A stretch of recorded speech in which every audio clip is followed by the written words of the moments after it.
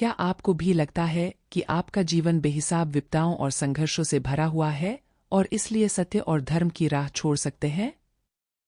अगर ऐसा है तो कर्ण और भगवान श्री कृष्ण के संवाद को सुनें। महाभारत के सबसे दिलचस्प पात्र कुंती पुत्र कर्ण ने भी श्री कृष्ण से अपने जीवन के बारे में कुछ शिकायतें की थीं। जो जवाब मिला उसे जानने के बाद आप कभी अपने संघर्षों का रोना नहीं रोएंगे। बात है एक बार की, जब कर्ण ने भगवान श्री कृष्ण से पूछा, हे कृष्ण, कृपया मुझे बताएं कि मेरे जीवन को इतना दुखदाई क्यों बनाया गया। जन्म होते ही मेरी मां ने मुझे त्याग दिया था।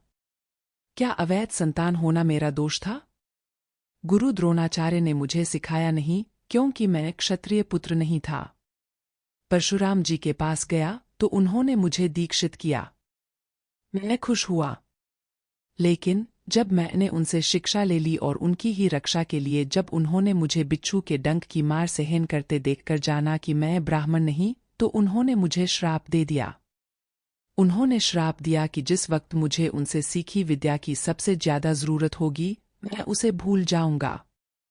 और देखिए कि अनजाने में एक गाय के बछड़े को मेरा बाण लगा तो उसके स्वामी ने भी मुझे श्राप दे दिया कि जैसे मेरे बाण से उसका असहाय बछड़ा मरा, वैसे ही असहाय होकर मैं भी मारा जाऊंगा। यह भी सुने, ये गांव वाले क्यों दुखी रहते हैं दुर्गा के लिए। यह भी सुने या पढ़े, देवी कन्याकुमारी को आज भी है शिव का इंतजार। हे कृष्ण, आप तो जानते ही हैं कि द्रौपदी के स्वयंवर में मेरा किस कदर अपमान किया गया। मुझे सूत पुत्र कहा गया। सोचिए कि माता कुंती ने आखिर में मुझे मेरे जन्म का रहस्य बताया, लेकिन उन्होंने भी मुझसे दान में अपने बेटों के लिए अभयदान मांग लिया। मुझे जीवन में जो कुछ भी प्राप्त हुआ वह दुर्योधन से ही प्राप्त हुआ, तो मैं उसकी तरफ से लड़ा। हे वासुदेव, अब आप ही बताएं कि मुझसे क्या गलत हुआ। कर्ण की बातें सुनकर भगवान श्री कृष्ण ने उत्तर दिया, हे कर्ण, अब तुम मेरी कथा भी सुन लो। मेरा जन्म मेरे ही मामा के कारागार में हुआ। जन्म से पहले ही मृत्यु मेरी प्रतीक्षा में घात लगाई थी। जिस रात मेरा जन्म हुआ उसी रात मुझे मेरे माता पिता से दूर कर दिया गया। कर्ण, तुम्हारा बचपन खड्ग, रथ, घोड़े, धनुष और बाण की ध्वनि सुनते हुए बीता। मुझे गौशाला, गोबर, ग्वालों के बीच जीना पड़ा और कई प्राणघातक हमले झेलने पड़े। मेरे पास कोई सेना नहीं थी। मुझे कोई शिक्षा नहीं मिली। इतना ही नहीं, मुझे तानों और समस्याओं के बीच जीना पड़ा। कर्ण, जब तुम्हारे गुरु तुम्हारे शौर्य और तुम्हारी शक्ति पर गर्व कर रहे थे, तब उस उम्र तक मुझे शिक्षा तक नहीं मिली थी। 16 साल का होने पर मुझे ऋषि संदीपनी के गुरुकुल पहुंचाया गया था।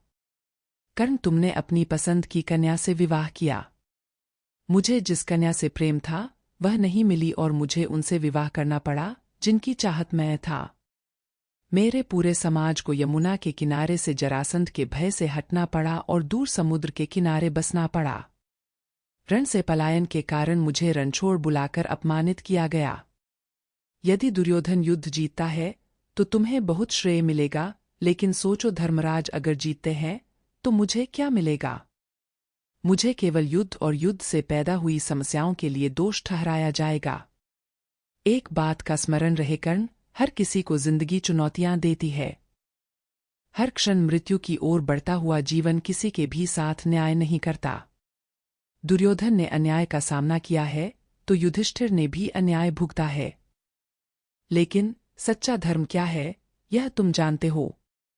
हे कर्ण, भले ही आपको जीवन में वह सब कुछ न मिले जिसके आप हकदार हो, भले ही आपने बेहद अपमान की जिंदगी जी हो, आपको इस बात की छूट नहीं कि इन सब चीजों के न मिलने के कारण आप अधर्म की राह पर चल पड़े। महत्व इस बात का है कि आप उस समय उस संकट का कैसे मुकाबला करते हैं। कर्ण और कृष्ण के बीच इस खूबसूरत संवाद से यह सीख लें कि जीवन में कितनी भी चुनौतियां हों, कितनी भी समस्याएं हों, सत्य का रास्ता नहीं छोड़ना है। हर स्थिति में धर्म के पक्ष में खड़े रहना है। तभी आप सही मायनों में जीवन को सफल बना पाएंगे।